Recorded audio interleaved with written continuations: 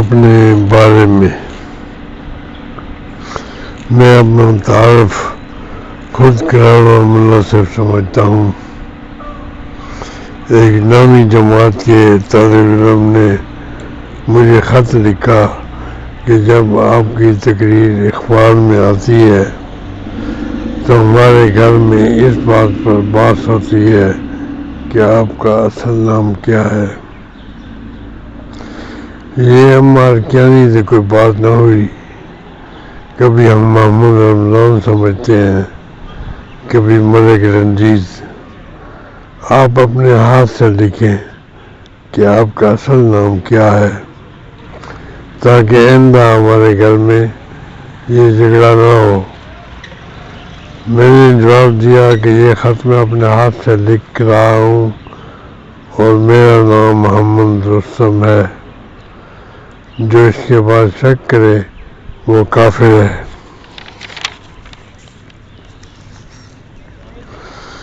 بات یہ ہے کہ میرا نام اصل جلندر خان تھا۔ آپ کے فائدے کے لیے یہ بات کہتا ہوں کہ پشاور کے مشہور ڈاکو کا نام ملتان خان تھا۔ جب 5-6 سال کی عمر تھی تو عید کے موقع پر والد مرحوم نے ہم تینوں بھائیوں کے لیے بوٹ منگوائے، لیکن ہمیں تسمے باندھنے نہیں آتے تھے۔ والدہ نے شفقتاً والد سے کہا کہ بچوں کے تسمے باندھنا سکھائیے۔ انہوں نے مذاق کرتے ہوئے کہا، اگر میں تمہارے لیے دوسری ماں لاؤں تو تم اس کو سلام کرو گے؟ بڑے بھائی نے کہا ہاں، اور والد مرحوم نے ان کے چشمے باندھ دیے۔ میری باری آئی تو میں چپ ہو گیا۔ والد نے پھر سوال کیا۔ میرے بھائی نے کان میں کہا کہ کہہ دو نا، اس میں کیا ہے، تمہارے سلام سے سچ مچ ستری معذر نہیں آ جائے گی؟ میں نے کہا اگر آ گئی تو تیسری بار جب والد نے سوال کیا تو میں نے کہا کہ سلام تو میں نہیں کروں گا۔ میرے چشمے کھلے ہی رہ گئے اور میں غصے سے باہر نکل آیا اور رونے لگا۔ اس سے زیادہ کیا کر سکتا تھا؟ والد مرحوم ان دنوں شاہنامہ پڑھتے تھے۔ میرے نکلنے کے بعد کھرکھرا کر ہنسے اور کہنے لگے کہ یہ بڑا رستم بنا پھرتا ہے، اپنے باپ کو اور دوسری شادی کی اجازت تک نہیں دیتا۔ اس دن سے جلندر خان کے بجائے رستم خان ہو گیا، اور جب ذرا مہذب ہوا تو نام کے ساتھ محمد لگا لیا۔ پشاور سے میرا تعلق صرف 4 سال رہا ہے، اور وہ میری زندگی کے بہترین سال تھے۔ میں نے زندگی کی 4 بہاریں یہاں گزاری ہیں، اور اس شہر کے جن گلستانوں میں یہ گزری وہ ایڈورڈ کالج، شاہی باغ اور وزیر باغ تھے۔ ایک دن ہم کالج سے شہر کی طرف جا رہے تھے، ریلوے اسٹیشن کے پاس سے گزر ہوا، کچھ سفید ریل گاڑیاں کھڑی تھیں۔ میں نے کہا یہ چیف کمشنر کی مخصوص ٹرین ہے۔ چاچا یونس بولے رستم تب مانوں گا جب اس ٹرین کے عہدے تک پہنچو۔ وہاں تک تو میں نہ پہنچ سکا، لیکن آپ کے دلوں تک پہنچ گیا ہوں۔ تو پھر سفید ٹرین کی کیا حیثیت ہے؟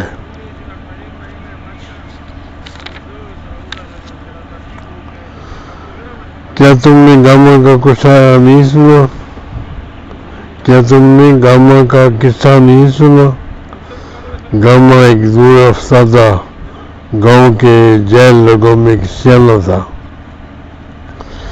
جب کبھی ان کو کوئی عام مسئلہ درپیش ہوتا تو کہتے چلو گاما سے پوچھیں۔ ایک زمان تھا کہ میں خود بھی گاما تھا، یعنی حکومت کا قانونی مشیر تھا۔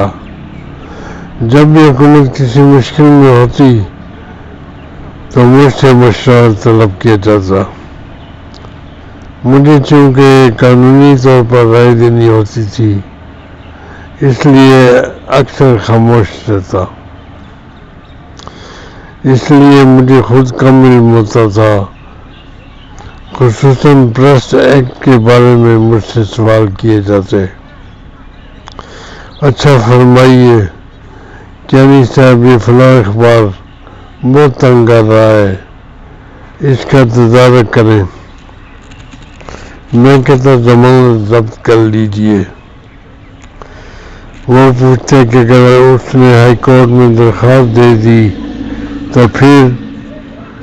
میں کہتا درخواست تو منظور ہوگی۔ وہ پوچھتے پھر کیا کریں؟ میں کہتا کہ پھر ضمانت ضبط نہ کیجیے۔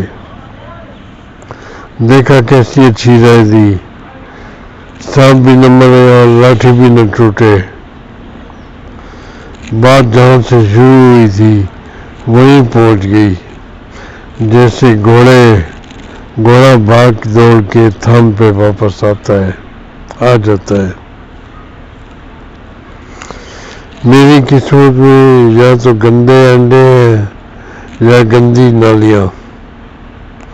ان گندی نالیوں میں اگر کسی کا ایک پیسہ بھی گم ہو جائے تو ان کے لیے بچپن سے لے کر 60 برس تک روتا ہے، اور اس کو روتا دیکھ کر ہم ہنستے ہیں۔ جب وہ ایک پیسے سے کچھ زیادہ قیمت والی چیزیں مثلاً بنیادی حقوق کے لیے بعض رونے کی شکل بناتا ہے تو ہم ناراض ہو جاتے ہیں۔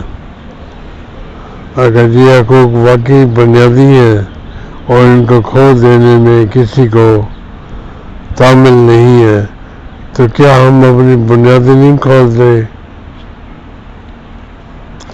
حسرات زیادہ سے زیادہ غلطی یہی ہو سکتی ہے کہ حضرات کو حسرت پڑا جائے، یعنی حسرتوں کی جمع، اور حسرتیں بھی میری جو جگہ جگہ بکھری ہوئی ہیں، کئی غنچوں پر جو بن کھلے مرجھا جاتے ہیں، مرجھاتے کیا ہے جنہیں کھلنے کا موقع ہی نہیں ملتا۔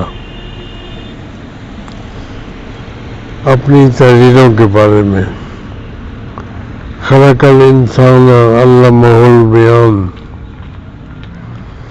خدا نے انسان کو پیدا کیا اور اس کو بیان کرنا سکھایا۔ یا اگر آپ اپنا درد دل بیان نہ کر سکیں تو گویا آپ اپنی پیدائش کا منشا پورا نہیں کرتے۔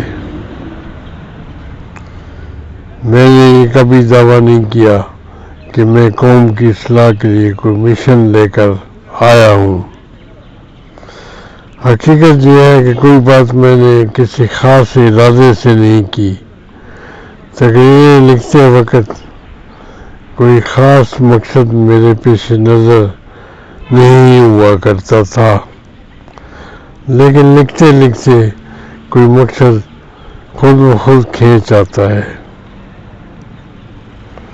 کیونکہ ایک طرف مجھے اپنے خلوص پر اور دوسری جانب آپ کے خلوص پر اعتماد تھا۔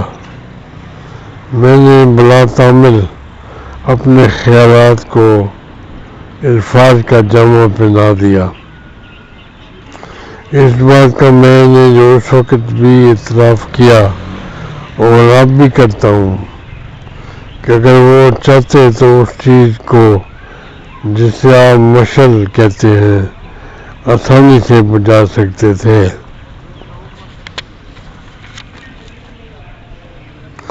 ایک دفعہ ایک بہادر افسر لڑائی میں مارا گیا۔ جب اس کی لاش گھر پہنچی تو اس کی بیوی بجائے رونے کے لاش کی طرف گھورتی رہی۔ لوگوں نے یہ دیکھا تو سمجھے کہ اگر اس کی یہ حالت رہی تو جلد مر جائے گی، کیونکہ غم میں رونا ایک فطری امر ہے، ورنہ رونے سے دل اور دماغ پر دباؤ پڑتا ہے۔ ایک چند رسیدہ عورت نے جب یہ دیکھا تو اس کے شیر خوار بچے کو اس کی گود میں ڈال دیا۔ بچے کو دیکھ کر وہ پھوٹ پھوٹ کر رونے لگی اور بولی، میرے لال، اب میں تیرے لیے جیوں گی۔ میں نے تو یہی کیا کہ لوگوں کی گود میں امید کا بچہ ڈال دیا، اور رونے سے مراد یہ تھی ایک تو غم ان کو نہ کھا جائے اور دوسرا اپنی ماضی کی بدعنوانیوں پر روئیں۔ محرم میں نیک لوگ کہا کرتے ہیں کہ جو خود روئے یا رونے کی صورت بنائے تو وہ داخل جنت ہو جاتا ہے۔ یہ میں نہیں کہہ سکتا کہ ان تین باتوں میں سے میں نے کون سی صورت کا ذمہ دار تھا اور دوسرے لوگ کون سی بات کے مگر تینوں صورتیں ثواب کی تھیں۔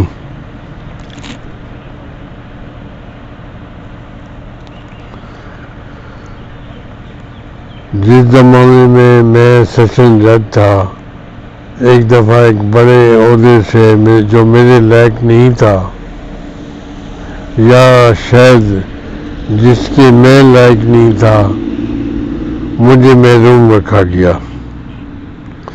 والد مرحوم کا طریقہ یہ تھا کہ جب کوئی تکلیف آتی تو کہتے اسی میں خیر ہوگی۔ اس مرتبہ بھی انہوں نے کہا کہ اس میں خیر ہوگی۔ اب تم سیشن جج کی حیثیت سے ہر مہینے میں 10-12 دن کوہارٹ میں آ کر کام کرتے ہو، ہمارے پاس رہتے ہو، ہمیں بڑھاپے میں بڑی خوشی ہوتی ہے۔ اگر تمہیں ترقی ملتی تو پھر ہم سے کم ملنے آیا کرتے۔ میں نے مایوسی کی عالم میں توازن کھو کر کہا، آپ ایسی باتیں کرتے ہیں جیسے کوئی چھوٹے بچوں کو بہلاتا ہے۔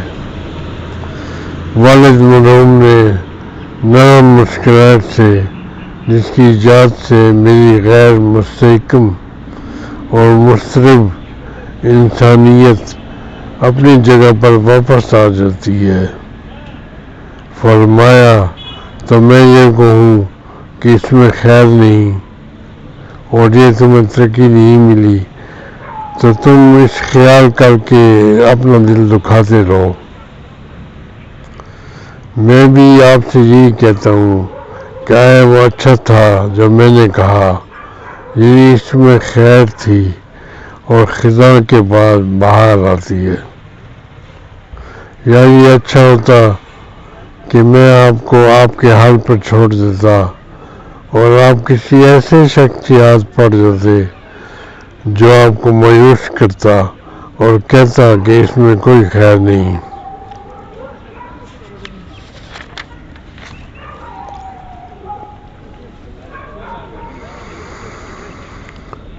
مجھے وہ واقعہ یاد آ رہا ہے جب بابر نے شراب کے پیالے توڑ ڈالے تھے۔ میں بھی ایسا محسوس کرتا ہوں جیسے میں نے ساری پشتو ڈھا دی ہو، پٹھانستان توڑ دیا ہو، خوشحال خان خٹک کو چھوڑ دیا ہو تاکہ اردو کو فروغ ہو۔ یہ بات تو سمجھ میں آتی ہے کہ بعض دفعہ وزیر تعلیم ایسے لوگ بنائے جاتے ہیں جن کی علمی استعداد ذرا کم ہو، تاکہ وہ اپنی لیاقت کو مد نظر رکھتے ہوئے دوسروں کی لیاقت بڑھانے کی کوشش کریں۔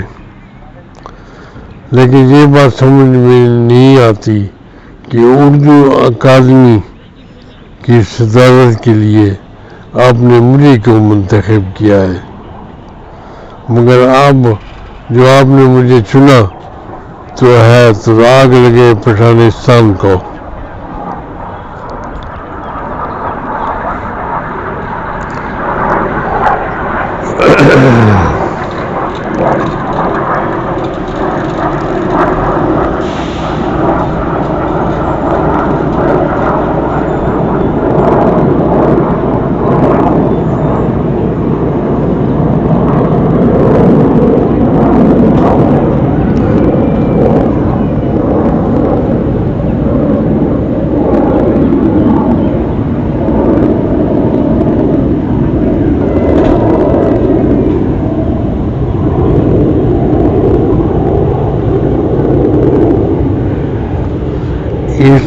اس بزم میں کچھ ایسے بھی ہوں گے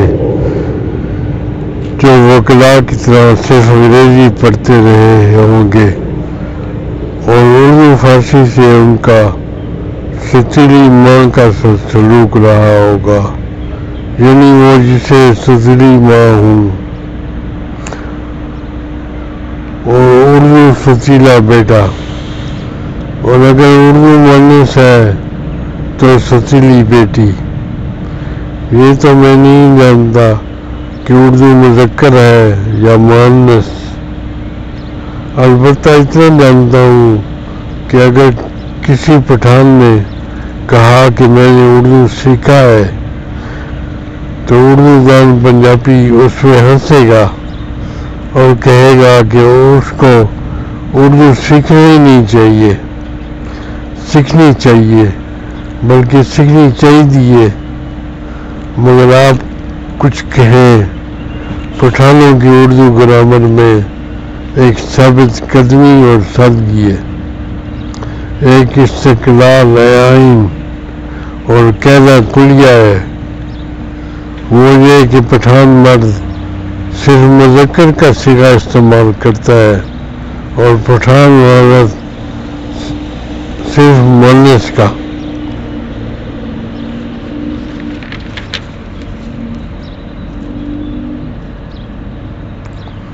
مگر آپ بول رہے ہیں کہ کسی زبان کی اہمیت اس کی خوبصورتی سے نہیں بڑھتی بلکہ اس کے بولنے والوں کی خوبصورتی سے بڑھتی ہے۔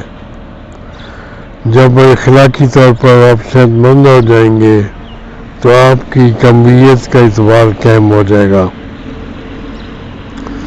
مگر آپ بول رہے ہیں کہ کسی زبان کی اہمیت اس کی خوبصورتی سے نہیں بڑھتی بلکہ اس کے بولنے والوں کی خوبصورتی سے بڑھتی ہے۔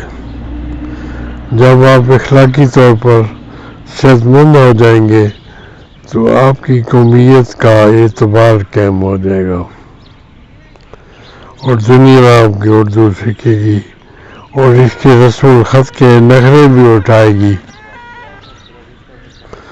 کاف کابل اور کاف قندھار اور کاف کابل اور کیاف قندھار کے باریک فرق کو دیکھ کر لوگ کہیں گے سبحان اللہ، بعض حروف کے امتیاز میں یہ لوگ کتنی دور چلے گئے ہیں۔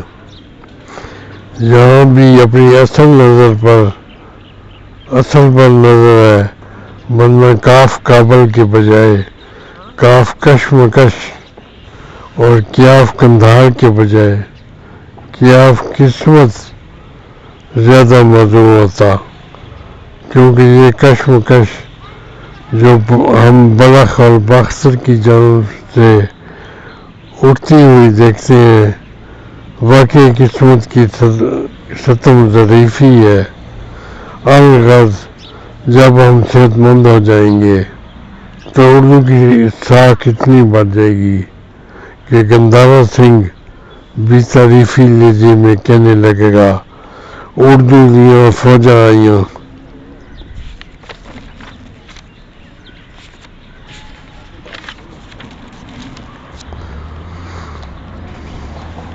اس طرح مردوں نے اپنے نام کا زبر ہی بدل دیا ہے اور زیر و زبر ہو کر مردوں کی طرح پڑے رہے۔ اب تک ان کو سوتے ہوئے 14 سال اور 7 مہینے ہوئے۔ وہ کبھی کبھی ایک آنکھ کھول کر پڑے حالات کا جائزہ لے لیتے ہیں اور پھر یہ کہہ کر کہ ہم تو اصحاب کہف ہیں اور ابھی ہماری نیند کی میعاد نہیں گزری، وہ ایک آنکھ بند کر لیتے ہیں۔ میں آپ کو بتاتا ہوں کہ وہ آنکھ کھولتے کب ہیں۔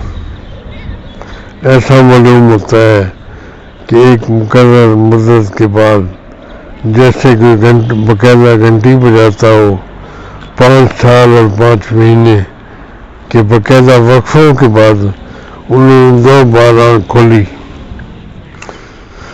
کھولی تو ایک نیا عالم تھا، یعنی ماشاءاللہ تھا۔ ان کی نرگسی آنکھیں وہ حالات پیدا کر دیتی ہیں کہ جن و ملک یعنی برے اور بھلے میں اپنی پرواز میں رک جاتے ہیں۔ اختلاف لیل و نہار نہیں رہتا، یعنی رات ہی رات رہ جاتی ہے اور دل و دماغ، آئین و قانون سب کچھ معطل ہو جاتا ہے. باقاعدہ 5 سال اور 5 ماہ کے بعد اگر کبھی 6 مہینے ہو گیا تو میرا قصور نہیں، مالدان کا قصور ہے جو کبھی 28 دن کا ہوتا ہے اور کبھی 29 دن کا. یہ بھی محض ایک روایت ہے کہ کسی زمانے میں 30 دن کا بھی ہوا کرتا تھا. 30واں دن اب عموماً بادلوں میں چھپا رہتا ہے. اب یہ 5 سال اور 5 مہینے کا تیسرا وقفہ نومبر اور دسمبر 67 میں آئے گا. ٹھیک تاریخ کا معین کرنا مشکل ہے کیونکہ ایک چیز جس چیز کو روایت ہلال کہتے ہیں وہ ہمیشہ تاتی رہتی ہے. دوسرا اس بات کا پتہ نہیں کہ اصحاب کہف آپ کے عیسوی سال منائیں گے یا ہجری. اس بار سب متفق ہیں کہ جمہوریت لاقانونیت کے منافی ہے. اس پر سب متفق ہیں کہ جمہوریت دنیا کی ایک روحانی غذا ہے. اگر کسی ضرورت کے تحت صاحبان اقتدار ایک عرصے کے لیے جمہوری نظام کو معطل کر دیں تو آپ یہ نہیں کہہ سکتے کہ وہ تعطل کے دن تعطیلات کے دنوں کی طرح خوشگوار ہوتے. اب وہ نہ عشق میں گرمی رہی نہ پشوری کلچوں میں وہ شوخی، مگر پھر بھی ہر دور میں یہ کوشش رہتی ہے کہ گندے انڈوں کو الگ کر کے ایبڈو کر دیا جائے.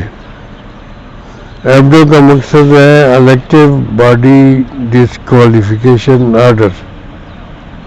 یہ صدر یون نے قانون بنایا تھا سیاستدانوں کو ختم کرنے کے لیے، ایبڈو.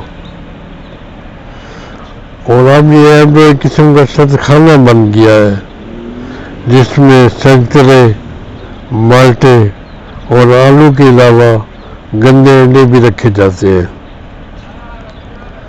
چنانچہ اب ایسے نظر آتا ہے کہ یہ گندے انڈے یا جن کو اب گندا کہا تھا ایبڈو کے سد خانے میں رہ کر صحیح و سالم ہو گئے ہیں.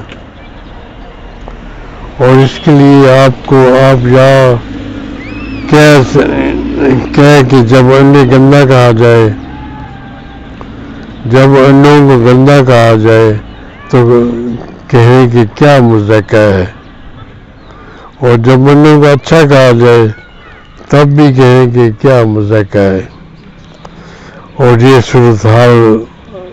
صورت آرام کی ہے کیونکہ آپ کو سوچنا نہیں پڑتا. یا پھر اگر فطرت نے آپ کو سوچنے کی لعنت میں مبتلا کیا ہے تو ایک ذہنی انتشار کے عالم میں آپ اپنے ضمیر سے پوچھیں کہ کیا سچ مچ یہ انڈے گندے تھے یا سیاست میں انڈے گندے ہی ہوا کرتے ہیں. مجھے انتخابات کے زمانے کا ایک قصہ یاد آیا. ووٹ ایک امیدوار کے ساتھ زیادہ تھے مگر سرکار دوسرے امیدوار کے ساتھ زیادہ تھی، اور اس کے حق میں کھلا فرضی ووٹ ڈالے جا رہے تھے. انتخاب کی نگرانی ایک تحصیلدار کر رہا تھا. آزاد امیدوار نے اس دھاندلی پر شکایت کی. تحصیلدار نے کہا کہ ڈپٹی کمشنر کے پاس شکایت کرو. امیدوار نے جواب دیا وہاں بھی شکایت کر چکا ہوں مگر کچھ نہیں بنا. تحصیلدار نے کہا چیف منسٹر کے پاس شکایت کرو.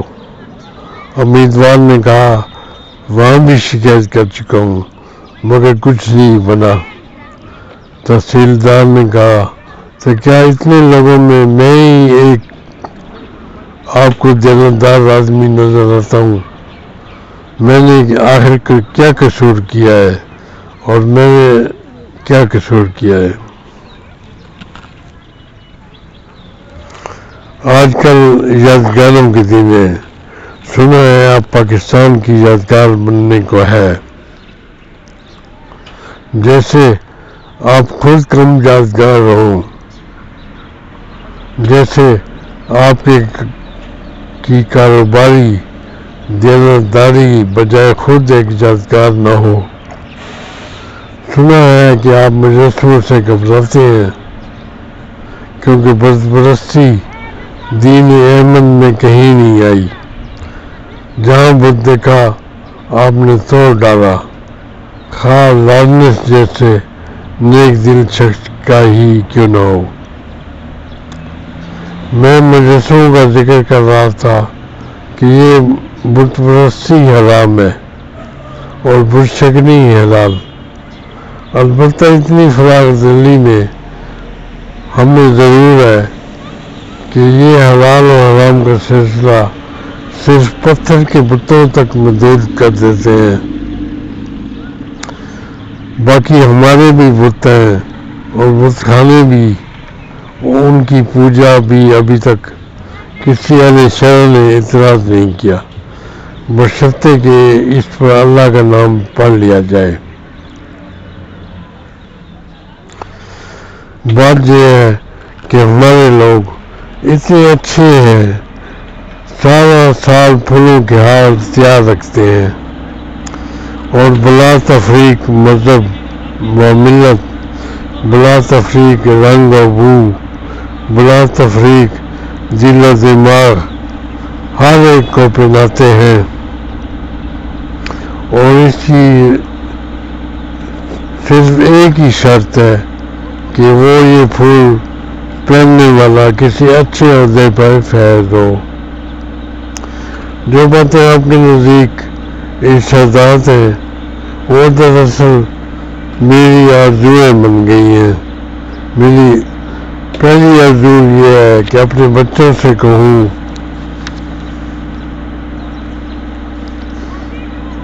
بیٹا ہم تو ہاتھ پہنانے کے ماحول میں پیدا ہوئے، ہم نے تو اپنے آباء و اجداد کو یہی ہار پہناتے دیکھا، ہمیں تو عادت ہو گئی ہے، مگر خدا کے لیے تم ہاروں سے دور رہو۔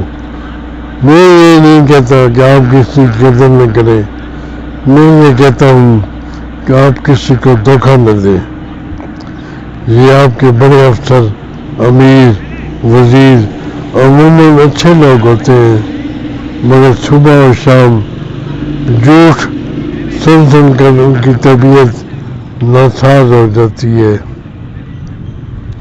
جھوٹ کا ماحول مطلوب آب و ہوا کی طرح ہے جس سے کوتا نفسی کی شکایت لاحق ہوتی ہے۔ بات یہ ہے کہ ہمارے لوگ اتنے اچھے ہیں، سارا سال پھولوں کے ہار تیار رکھتے ہیں، بلا تفریق مذہب و ملت، بلا تفریق رنگ و بو، بلا تفریق دل و دماغ ہر ایک کو پہناتے ہیں، اور اس کے لیے صرف ایک ہی شرط ہے کہ وہ یہ کہ پھول پہننے والا کسی اچھے عہدے پر فائز ہو۔ جو باتیں آپ کے نزدیک ارشادات ہیں وہ دراصل میری آرزویں بن گئی ہیں۔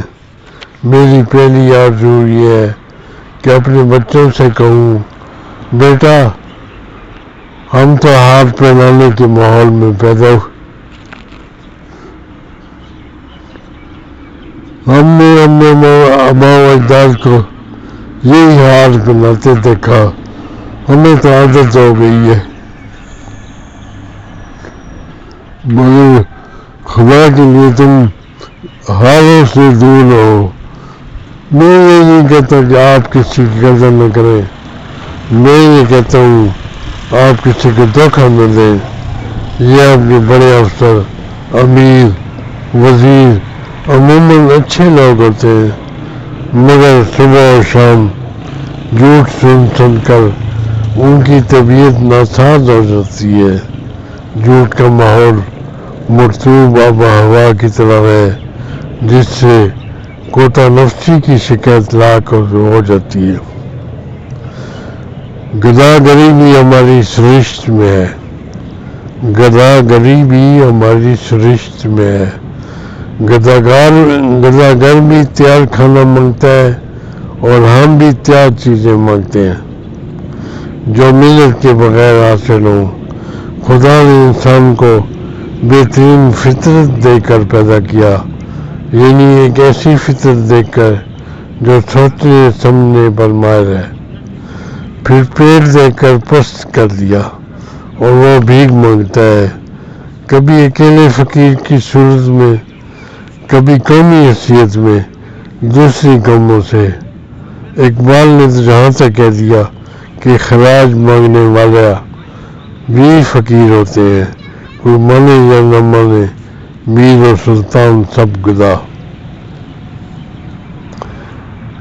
اے اصحاب کہف، مجھے اب تک معلوم نہ ہو سکا کہ آپ کی تعداد کتنی ہے۔ بعض کہتے ہیں کہ آپ 3 ہیں اور چوتھا آپ کا کتا ہے، بعض کہتے ہیں کہ آپ 5 ہیں، چھٹا آپ کا کتا ہے، بعض کہتے ہیں کہ آپ 7 ہیں اور 8واں آپ کا کتا ہے۔ اللہ ہی بہتر جانتا ہے، مگر کتا ہر حالت میں آپ کے ساتھ ہے، اگرچہ کتا ایک وفادار جانور ہے اور آپ کو اس کی بنیادی اصولوں سے خدا نے آپ کی پیدائش کے ساتھ تخلیق کیے تھے۔ وفاداری سکھاتا ہے، وہ کبھی کبھی باولا بھی ہو جاتا ہے، کاٹتا بھی ہے۔ ایک شخص کو باولے کتے نے کاٹا، ڈاکٹر نے کہا میں انجیکشن تو لگا دیتا ہوں، مگر پھر بھی آپ باولے پن کا اثر ہونے کا احتمال ہے، اور یہ بھی اندیشہ ہے کہ نوبت آپ کے وصال تک پہنچ جائے گی۔ بہرحال میں شام کو پھر آؤں گا۔ شام کو گیا تو دیکھا کہ وہ شخص زور شور سے کاغذ پہ کچھ لکھ رہا ہے۔ ڈاکٹر سمجھا کہ وصیت لکھ رہا ہے، خوش ہو کر کہا کہ آپ بڑے سمجھدار انسان ہیں، یہ اچھا ہے کہ آپ مرنے کی تیاری کر رہے ہیں۔ اس نے کہا مجھے باولے کتے نے کاٹا ہے کہ میں وصیت لکھوں، میں تو ان لوگوں کی فہرست بنا رہا ہوں جنہیں باولا ہو کر میں خود کاٹوں گا۔ کسی نے مجھ سے ایک دن پوچھا کہ یہ سرکار کون ہے؟ میں نے پہلے اس کو سمجھایا کہ فائنانس ڈپارٹمنٹ کیا ہوتا ہے، بجٹ کیسے بنتا ہے، یعنی جس حد تک میں خود فائنانس ڈپارٹمنٹ اور بجٹ کو سمجھتا ہوں، وہ میرا خیال تھا کہ ایک فائنانس منسٹر ہوتا ہے اور ایک فائنانس سیکرٹری۔ جب دونوں کسی مالی مطالبے کے متعلق لکھتے ہیں کہ فائنانس ڈپارٹمنٹ اتفاق نہیں کرتا، تو اس کا مطلب یہ ہوتا ہے کہ یہ دو حضرات ایگری نہیں کرتے۔ مگر اب میری سمجھ بڑھ گئی ہے، فائنانس ڈپارٹمنٹ ایک بڑا محکمہ ہے جس میں مذکورہ بالا 2 صاحبان کے علاوہ اسسٹنٹ بھی ہوتے ہیں۔ اب سیکشن افسر بھی آ گئے ہیں، ان میں سے کوئی ایک لکھتا ہے کہ اگر ہائی کورٹ کا ہر جج اتنا کام کر دے جتنا سب نے مل کر 58 میں کیا تھا، تو 4 ایڈیشنل ججوں کے بجائے 3 کافی ہوں گے۔ اور اخیر میں یہ کہ ہمیں ایگری نہیں کرنا چاہیے۔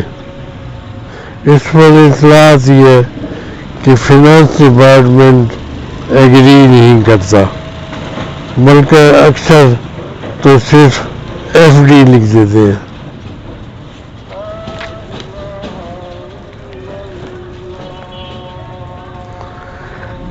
کتابوں کی نمائش میں، جس کا ذکر میں پہلے کر چکا ہوں، ایک اردو ڈکشنری نظر سے گزری۔ میں نے کھول کر دیکھی تو پی ڈبلیو ڈی کے لفظ کے سامنے آیا۔ آپ یہ جانتے ہی ہوں گے کہ پی ڈبلیو ڈی سے کیا مراد ہے۔ پبلک ورک ڈپارٹمنٹ، یعنی تعمیر اور تخریب کا محکمہ۔ بریکٹوں میں لکھا تھا مونس، یعنی پی ڈبلیو ڈی کا لفظ مونس کے صیغے میں استعمال ہوتا ہے۔ میں نے کہا چلو خیر ہوئی کہ یہ محکمہ ابھی مونس ہے، اگر مذکر ہوتا تو یہ لوگ نہ جانے کیا کر گزرتے۔ کبھی کبھی لوگ الزام لگاتے ہیں کہ میں ہر دل عزیز بننا چاہتا ہوں۔ لوگوں سے میرا مطلب آپ لوگ نہیں ہے، بلکہ وہ لوگ ہیں جن کو انگریزوں کی آیا بابا لوگ کہتی ہے۔ آپ بھی ان کو بابا لوگ ہی کہیں، کیونکہ بابا لوگوں کی تربیت کے ضروری حصہ گدھے کی سواری ہے۔ ان فکروں میں کیانی صاحب کا مقصد یہ ہے کہ ہمارے سی ایس پی اور پی سی ایس آفیسروں کی طرف اشارہ ہے۔ آپ بھی ان کو بابا لوگ ہی کہیں، کیونکہ بابا لوگوں کی تربیت کا ایک ضروری حصہ گدھے کی سواری ہے۔ ان کو یہ تربیت اس لیے دی جاتی ہے کہ آئندہ زندگی میں وہ ہر ایک کو گدھا سمجھ کر اس پر سوار ہو جایا کریں۔ میں نے تو گدھے کی سواری اس دن سے چھوڑی ہے جب 6-7 سال کی عمر میں میرے ایک ہم عمر نے مجھے گدھے پر بٹھا کر اسے چھڑی لگا دی۔ میں فوراً گر گیا، میری ناک پھول گئی، ہو سکتا ہے ابھی تک پھولی ہو، لیکن اس سے مجھے بہت فائدہ ہوا۔ ایک تو یہ کہ میں بابا لوگ کی طرح کسی کو گدھا سمجھ کے اس پہ سوار نہیں ہو جاتا۔ دوسرا یہ کہ میرے خیالات کا گدھا پن صرف ناک تک محدود رہا، ان بابا لوگوں کے تو سر پر تک چڑھ جاتا ہے۔